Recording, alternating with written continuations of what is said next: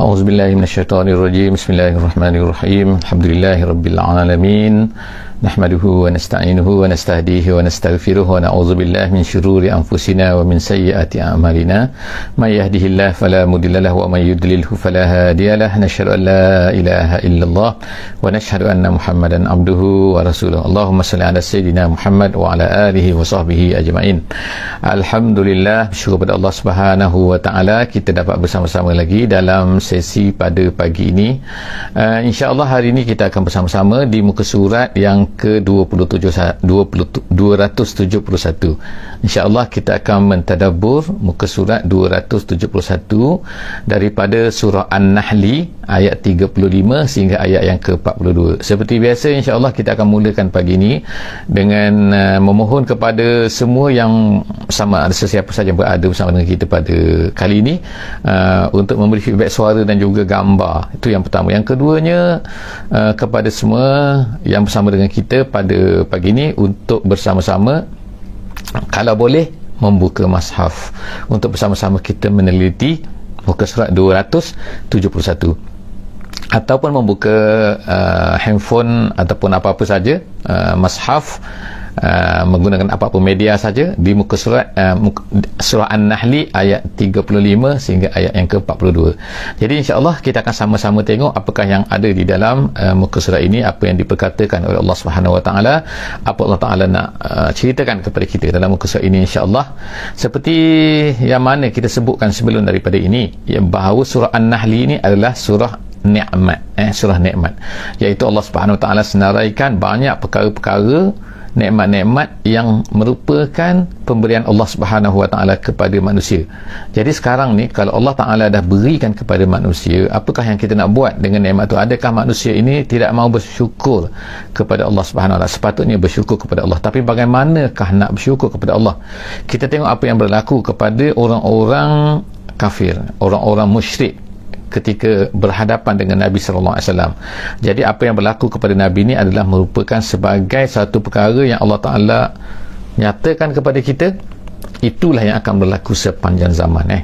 Bukan hanya sebab bukan Quran ini hanya terhad kepada apa yang berlaku di zaman Nabi sallallahu alaihi wasallam sahaja, tetapi apa yang Allah Taala ceritakan dalam Quran, sebagaimana kekalnya Quran, maka begitulah juga sebenarnya adalah satu benda yang kekal, yang akan berlaku pertembungan di antara orang beriman dengan orang yang tidak beriman.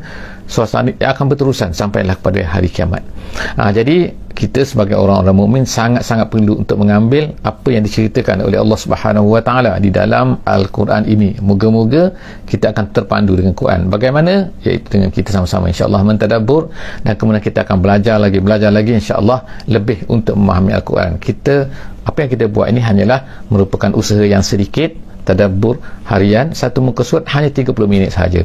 Jadi insya-Allah kita masuk kepada ayat yang berada di muka surat 271 pada pagi ini, insya-Allah. A'udzubillahi minasyaitonirrajim. Bismillahirrahmanirrahim. Wa qala allazina asyraku law syaa'a Allahu ma 'abadna min dunihi min syai' wa nahnu wala abauna wala harramna min dunihi min syai' kadzalika fa'ala allazina min qablihim fahal 'ala ar-rusuli illa al-balaghul mubin. Sadaqallahul azim. Ayat 35 yang saya bacakan sebentar tadi menceritakan salah satu lagi daripada sikap yang berlaku kepada orang-orang yang tidak beriman ni. Orang yang tak mau beriman kepada Rasul, yang bukan hanya di zaman Nabi sallallahu alaihi wasallam saja, tapi sebelum daripada itu. Dan juga kita katakan bahawa akan berlaku berterusan sampailah kepada hari kiamat keadaan ini. Cara berfikir begini kan, iaitu apa dia Allah SWT sebutkan di dalam ayat 35 ini. Allah Taala berkata, a'udzubillahi minasyaitonirrajim, wa qala allazina asyraku, orang-orang yang syirik ini akan berkata, wa qala allazina asyraku law syaa Allah ma abadna, kalaulah Allah Taala kehendaki, nescaya ma'abadna min dunihi min syai', nescaya kami tak akan menjadi hamba kepada selain daripadanya sikit pun, min syai', walaupun sedikit. Jadi artinya mereka ini sekarang ini berkata bahawa kami ini menyembah selain daripada Allah ini sebenarnya ialah kerana kehendak Allah Subhanahu Wa Taala juga. Tengok kan, ini adalah cara yang jahat. Mereka menuduh Allah Subhanahu Wa Taala. Mereka mengatakan, mereka beralasan bahawa kami ni menyembah selain daripada Allah ni sebenarnya ialah dengan izin Allah. Sebab mereka kata kalau Allah Taala tak izin tak akan berlaku. Ni hujah yang digunakan oleh orang-orang musyrik ini untuk melarikan diri daripada kesalahan mereka. Mereka dah salah dah, mereka bersembah berhala-berhala tu, mereka sembah selain daripada Allah.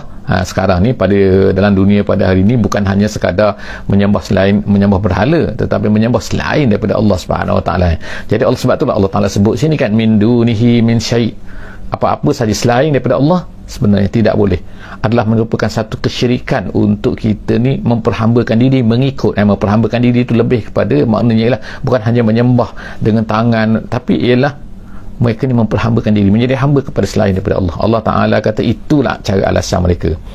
Jadi Allah SWT itu nombor satu. Walau sya' Allah, tengok mereka katakan lau sya' Allah, kalau Allah Ta'ala kehendaki nescaya kami takkan. Tengok Allah Ta'ala kata lagi, wala haramna min dunihi min syai', dan kami tak akan haram kan, minta maaf ada sikit tertinggal dia, wala abauna, begitu juga dia kata mak bapak kami dulu, moyang-moyang kami dulu, orang yang terdahulu daripada kami juga tak akan buat macam ni. Tapi kita tengok moyang-moyang kita dulu, orang terdahulu daripada kita buat perkara ni, jadi menunjukkan bahawa perkara ni adalah Allah Subhanahu Wa Taala izinkan.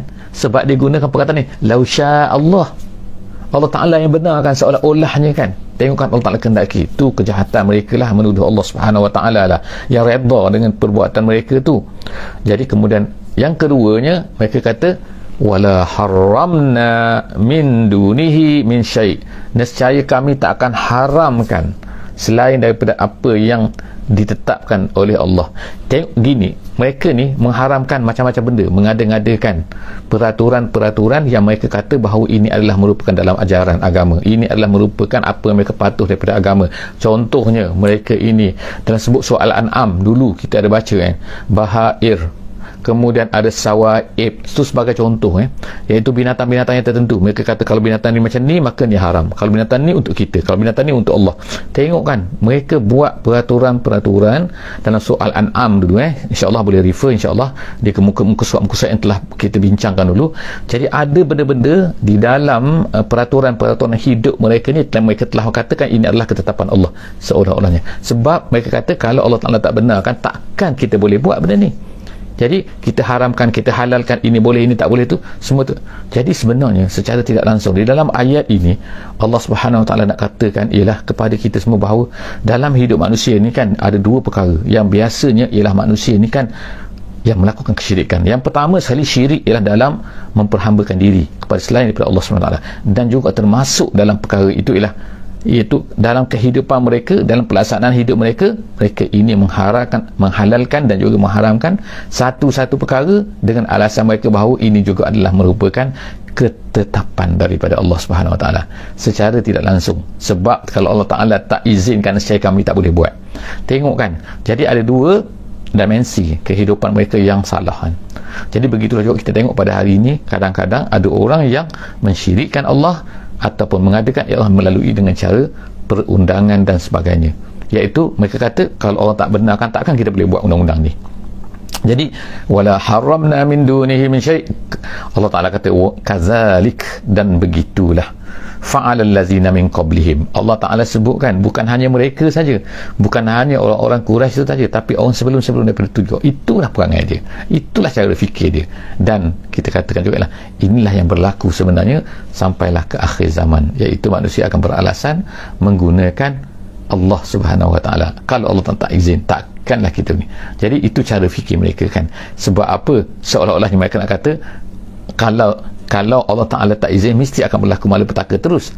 Tapi Allah Subhanahu Wa Taala menetapkan bahawa pada umat Nabi Muhammad SAW takkan ada azab sebagaimana yang berlaku kepada umat-umat yang terdahulu, iaitu azab serta-merta yang menghancurkan orang-orang yang menentang Islam, orang yang menentang ataupun menolak hukum-hukum Islam. Seterusnya Allah SWT kata fahala ala rusuli illal balagul mubin.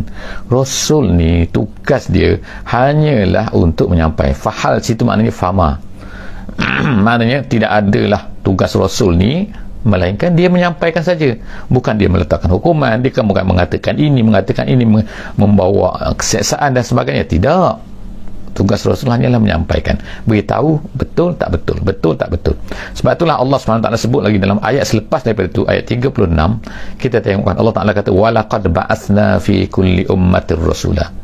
Sebagaimana Muhammad ini diutuskan kepada umat akhir zaman ni, sebelum daripada tu walaqad ba'asna, Allah Ta'ala kata dan sesungguh-sungguhnya, lam qad, ada dua situ taukid, dia kata walaqad ba'asna, dan kami utuskan, Allah Ta'ala kata fi kulli ummatin, pada setiap umat, makna setiap bangsa. Sebelum daripada makna tak ada bangsa, tak ada umat, tak ada yang kita kata tak pernah dapat rasul, tak dapat nabi, tak dapat utusan, dapat mesej daripada Allah Subhanahu Wa Taala.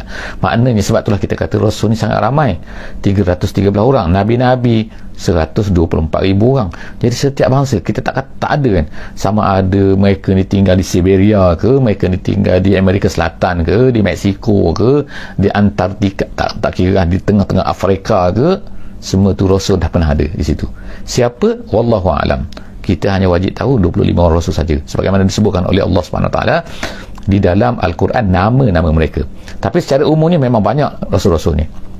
Jadi Allah Subhanahu Wa Taala kata sebutkan dalam ayat ni, mengatakan bahawa setiap umat itu ada rasul. Walaqad ba'atsna fi kulli ummatin rasulah. Allah Ta'ala tak biarkan manusia ini terkapai-kapai, tak tahu nak pergi ke mana, tak ada bimbingan. Tak, Allah Ta'ala utuskan rasul.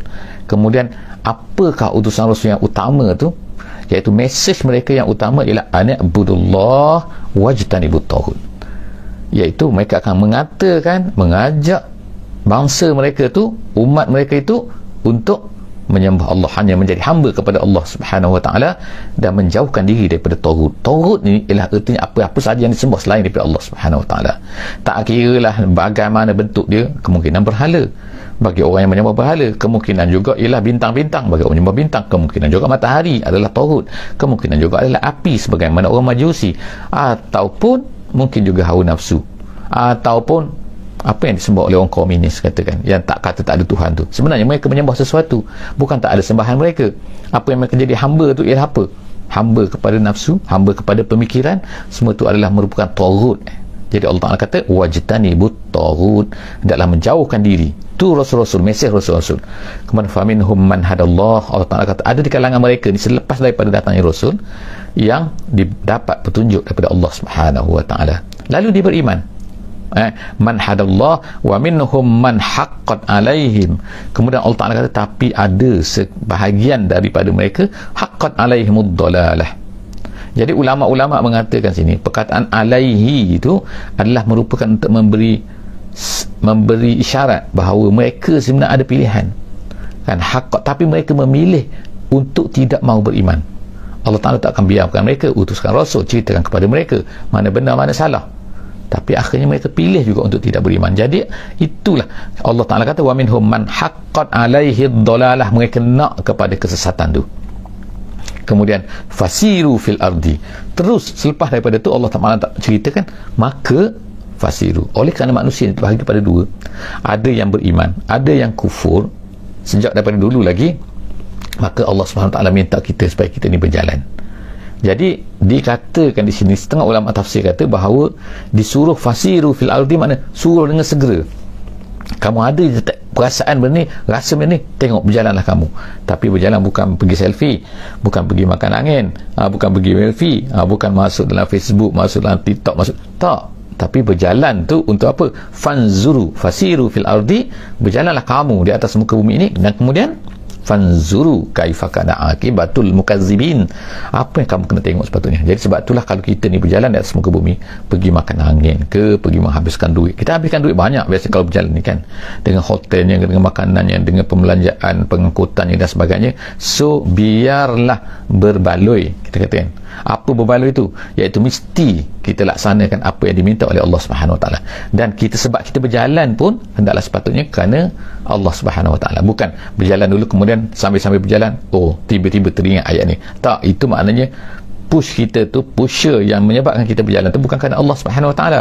Jadi biarlah kita berjalan itu ialah kerana Allah Taala menyuruh kita fasiru fil ardi, dan tujuan dia adalah untuk fanzuru kaifa kana akibatul mukazzibin. Nak tengok bagaimana akibat maknanya apakah yang telah berlaku jika sekiranya manusia-manusia ni mukazzib, iaitu mendustai Allah Subhanahu wa taala. Jadi oleh kerana itu jangan lupa insya-Allah kan, pergi berjalan bukan hanya selfie. So tunjukkan gambar insya-Allah boleh, tunjukkan beritahu ini, tapi yang penting ialah apa pengajaran kita dapat situ. Jangan lupa insya-Allah kan, masuk dalam Facebook, masuk dalam TikTok, masuk dalam IG ke, kena tulis, kena nyatakan kan, aku terasa dan begini kan, hasil daripada apa yang kita tengok tu kan. Kalau tak ada benda tu, kita rugi kan, berjalan kita rugi kan. Sebab apa? Tak melaksanakan apa yang diminta oleh Allah Subhanahu Wa Taala. Fanzuru kaifa kana akibatul mukazzibin. Apakah yang telah berlaku kepada orang-orang yang mukazzib. Kita pergilah kepada piramid ke, kita pergilah kepada laut mati ke, kita pergilah kepada, tak kira lah kan kemana-mana saja kita akan tengok, itu adalah merupakan kesan-kesan kata arkeologi dan sebagainya. Okey, jadi seterusnya ayat yang ke 37 insya-Allah. Ayat yang ke-37 Allah Subhanahu Wa Taala ceritakan, katakan kepada Nabi kita sallallahu alaihi wasallam, dan juga katakan kepada kita juga, kita nak tak, suka tak kalau orang-orang yang tak beriman tu beriman? Memang kita suka kan. Kita gembira sekali lah, kita harap kan, sungguh-sungguh kita rasa dalam hati kita nak kalau boleh mereka ni beriman. Sebab tu Allah Taala kata selepas itu, in tahris.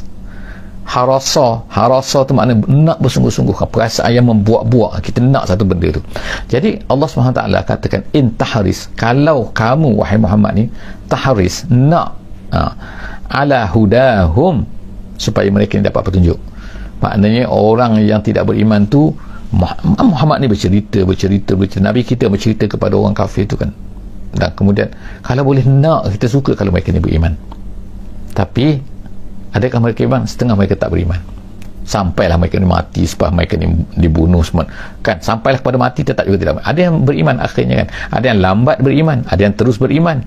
Di zaman Nabi di Mekah dah beriman, ada yang tunggu sampai Fathu Mekah kan, pembukaan kota Mekah, barulah mereka nak beriman. Jadi Allah Ta'ala sebutkan sini supaya kita ni tidak kecewa. Memang Allah Ta'ala tahu bahawa Muhammad ni nak kan, Nabi kita SAW nak kalau mereka tu beriman. Tapi Allah Ta'ala kata fa innallaha la yahdi man yudil. Allah Subhanahu Wa Taala kata, Allah Taala tidak akan memberi petunjuk. Ada dua bacaan sini, ada baca yahdi, ada baca yuhda. Ada baca yahdi, ada baca yuhda. Jadi Allah SWT sebut sini, kita baca dalam bacaan kita fa innallaha la yahdi man yudil. Orang yang sesat Allah Taala tak akan beri petunjuk pada dia. Sesat di sini maksudnya ialah dia ni nak memilih kesesatan. Bukan Allah Ta'ala paksa dia. Allah Ta'ala dah kalaulah Allah Ta'ala paksa dia, tak berilah Rasul, tak utuskanlah Rasul. Utuskan Rasul ni buat apa? Nak tunjukkan mana betul, mana salah. Jadi gunalah fikiran, gunalah apa yang ada kan. Allah Ta'ala suruh tengok sini kan, kamu tak buat kan apa. Jadi sekarang ni kita tengokkan Allah Ta'ala jadikan ramainya, Masya Allah kan, mudahnya kan, ada Facebooknya, ada YouTubenya, ada TikToknya, ada macam-macam ustaz mengajar itu. Tapi kita nak tengok yang lain juga, kita nak tengok benda yang mengarut-ngarut, merapu-rapu kan, bukannya membawa kita kepada memahami agama, memahami Quran dan sebagainya, sebagaimana yang kita gunakan pada hari ini. Jadi Allah Subhanahu Wa Ta'ala, Allah Ta'ala takkan beri petunjuk kan, man yudil, orang yang memilih untuk sesat dan dia nak sesat sangat, tak, Allah tak akan beri petunjuk kepada dia. Wa ma lahum min nasirin, dan bagi mereka tu tak ada min nasirin, orang yang akan dapat menolak daripada siksaan Allah Subhanahu Wa Ta'ala. Kemudian Allah Ta'ala kata dalam ayat 38 ayat 38, wa aqsamu billahi jahda aymanihim, dan kemudian lepas tu mereka ni pula, ni Allah Ta'ala nak tunjukkan macam-macam alasan-alasan mereka ni. Mereka ni bersumpah kan, wa aqsamu, mereka ni bersumpah billahi, dengan nama Allah, jahda aymanihim. Jahda aymanihim maksud dia bersungguh-sungguh tu, sampai maknanya bersungguh-sungguh dalam sumpah tu. Jahda fi ghayatil ijtihad, maknanya bersungguh-sungguh. Jahda aymanihim, mereka bersumpah-sumpah bersungguh-sungguh dengan nama Allah Subhanahu Wa Ta'ala. Mereka ni kan, apa Allah Ta'ala kata ni, la yab'atsullahu man yamut, Allah tak akan, mereka gunakan sumpah dalam sumpah nama Allah. Memanglah orang kafir Quraisy ni, walaupun mereka ni tak beriman, tapi tak syirik mereka ni, tapi bila bersumpah wallahi, itulah maknanya ada lagi Allah tu pada dalam diri mereka, tetapi mereka syirik. Jadi Allah Ta'ala kata sini, mereka ni bersumpah dengan nama Allah, dan mereka mengatakan apa, la yab'atsullahu man yamun, orang yang dah mati Allah Ta'ala tak akan bangkit dah. Jadi adalah beberapa riwayat tentang apa ni sebab nuzul kepada ayat ni kita tak ceritakan, tapi berlakulah pertengkaran, perdebatan di antara orang Islam dengan orang yang tak beriman pada masa tu. Jadi orang tak beriman ni kata tak mungkin, mustahil orang dah mati Allah Ta'ala boleh hidupkan. Pelik sangat ke? Sebab itulah Allah Ta'ala sebutkan berkali-kali di dalam Al-Quran tentang perkara ni, tentang pokok, tentang rumput, tentang tanah yang gersang kemudian turun hujan dan macam-macam lagi kan, bahawa nak menunjukkan bahawa sebenarnya manusia ni tak susah Allah Ta'ala nak bangkitkan balik. Allah Ta'ala hanya berkata sebagaimana hujung di bawah ayat ni lagi, Allah Ta'ala hanya kun fayakun saja. Apa yang susah sangat? Mereka ni sampai bersumpah-sumpah macam tu kan, nak kata Allah Ta'ala ni tak boleh menghidupkan tu. Kemudian Allah SWT sebut ni bala wa'dan alaihi haqqan. Allah Ta'ala kata bala tu nak menolak apa yang mereka katakan tu. Tak ada lah kamu kata Allah Ta'ala ni tak boleh bangkitkan, tak boleh, orang dah mati. Itu semua mengarut. Bala nak tolak tu kan, mengarut itu semua tu kan. Itu adalah bala tu adalah jawapan daripada Allah SWT terhadap mereka tu. Wa'dan alaihi haqqan. Benda ni janji Allah Subhanahu Wa Ta'ala dan benda ni adalah benar. Benda ni Allah Ta'ala ada janji, maknanya Allah Ta'ala tak tipu kan. Dan Allah Subhanahu Wa Ta'ala tak adalah mengatakan satu benda yang tak betul. Haqqan wa'dan haqqan gitu kan. Jadi kemudian walakinna aksarun nas la ya'lamun, tapi masalahnya majoriti manusia ni tak tahu, tak faham, tak mengerti perkara-perkara ni. Jadi oleh kerana itulah kenapa Allah Ta'ala sebutkan kenapa dia bangkitkan manusia ni. Allah Ta'ala sebutkan sebab kalau tak dibangkitkan manusia ni, makna tak ada pembalasan, tak ada apa. Maknanya orang jahat atas dunia ni tak dibalas lah. Mana kan dia buat jahat pada orang, maknanya dia buat dosa, dia buat rasuah orang kan? Dia ambil duit orang tanpa halal kan. Jadi seolah tak balas, mana terlepas dia. Tak, Allah Ta'ala bangkitkan. Allah Ta'ala bangkitkan kemudian Allah Ta'ala kata apa? Tujuan dia liyubayyina lahumul ladzi yakhtalifuna fih. Allah Ta'ala nak jelaskan, nak explainkan, nak clearkan untuk mereka ni allazi yakhtalifuna fih, perkara-perkara yang mereka ni berdebat sangat. Iaitu apa? Di antara orang Islam dengan orang kafir. Sekarang ni orang Islam, orang mukmin kata begini akan berlaku kiamat, akan gini, akan ada balasan, orang buat baik akan ada syurga, ada neraka. Orang kafir ni kata tak ada bangkit. Jadi Allah Ta'ala bangkitkan untuk jelaskan kepada mereka, untuk tunjukkan tengok siapa betul sekarang ni, allazi yakhtalifuna fih, perkara yang mereka ni berdebatkan sangat tu. Kemudian waliya'lam, tu yang kedua. Pertama Allah Ta'ala nak tunjukkan, yang kedua ni waliya'lamal ladzina kafaru annahum kanu kazibin. Allah Ta'ala bangkitkan mereka, nak menunjukkan, nak membuktikan kepada orang kafir ni bahawa mereka ni penipu. Masa dunia mereka kata tak ada, mereka ni penipu. Allah Ta'ala tengok bangkitkan, dan bila dah bangkit lah, tipu lagi, jawab tipu lagi. Jadi pada masa tu, jadi Allah Ta'ala ceritakan, siap-siapkan perkara ni di dalam ayat-ayat ini untuk mengatakan kepada kita semua, untuk supaya kita ni dapat sedar kan, sebelum daripada dah tak nak buat apa dah hidup kembali, dah dalam di alam akhirat tak boleh nak kembali lagi dah, tak boleh nak menolak lagi dah, tak boleh. Di sana bukan tempat untuk, di sana tempat balasan, di sana bukan tempat untuk beramalnya di sini. Kemudian di sana adalah tempat untuk menuai hasil. Orang yang tidak menanam di sini, maka dia tak akan dapat hasil di sana. Seterusnya ayat yang ke-40, Allah SWT katakan dalam ayat yang ke-40, iaitu innama qauluna li syai'in iza aradnahu an naqula lahu kun fayakun. Nak sebut sini Allah Ta'ala katakan sebagaimana kita baca tadi, kita sebutkan tadi bahawa perkara masalah untuk menghidupkan orang yang mati ni sangat-sangat simple, sangat mudah bagi Allah Subhanahu Wa Ta'ala. Allah Ta'ala hanya mengatakan innama qauluna, Allah Ta'ala kata hanya kata-kata kami li syai'in iza aradnahu, apabila kami nak mengadakannya, mudah saja. Allah Ta'ala kata kun an naqul la lahu, kami hanya katakan kun fayakun. Nak sebutkan maknanya, kalau ikut kun fayakun ni macam kata terlambat. Kun fayakun kan lambat tu, ada berapa milisecond tu kan di antara kun fayakun. Sebenarnya lebih cepat daripada itu lagi, tapi sebab Allah Ta'ala nak ceritakan betapa mudahnya Allah Subhanahu Wa Ta'ala ni nak mengadakan sesuatu, hanya kun fayakun. Dia kata jadi. Complicated macam mana tengokkan manusia kan, nak buat kajian. Kita tengok pasal corona kan, manusia nak buat kajian pasal obat corona tu kan, nak cari vaksin untuk corona berapa lama? Dia kata sampai setahun kan.